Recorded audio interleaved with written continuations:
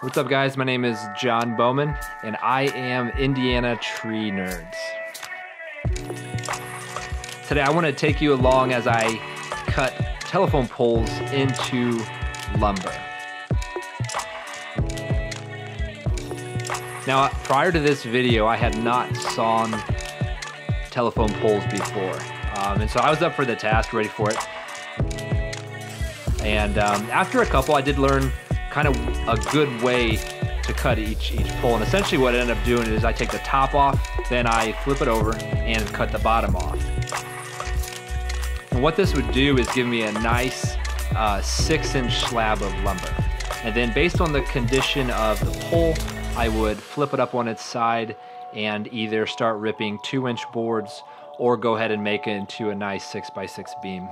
Again, the condition of the log kind of determined what I got from it. And the customer just wanted as much good lumber possible as he could get from these. And I'll be honest, so this is my first time cutting poles like this. I wasn't sure how it would go because if you can see, like, they're old and kind of dried out, but most logs did produce some pretty nice board. You can see here that I am wearing a N95 mask. And the reason being is these poles are, I believe, soaked in creosote or some sort of chemical that prevents it from rotting. And so, especially here where I'm at, it's very windy. And this is just to protect for my own safety.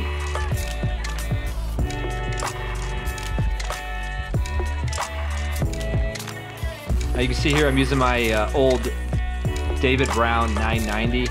It's a pretty good little tractor with those add-on forks to the bucket, and simply I would just, after each pole, grab all the scraps and load it onto the forks, and then take it over to my burn pile.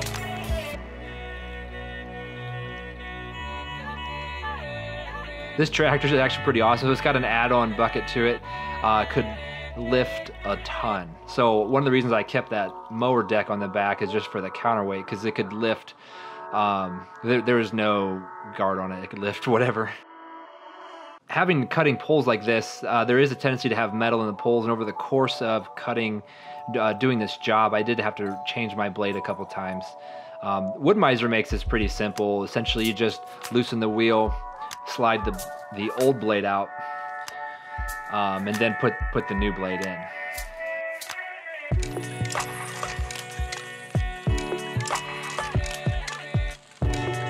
And once the new blade's in, simply you just line it up on the wheels, and then go ahead and tighten the wheels back up.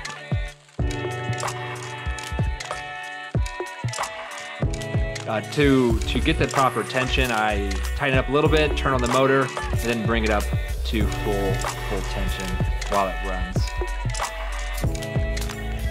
Thanks guys for watching, and I will see you on the next video.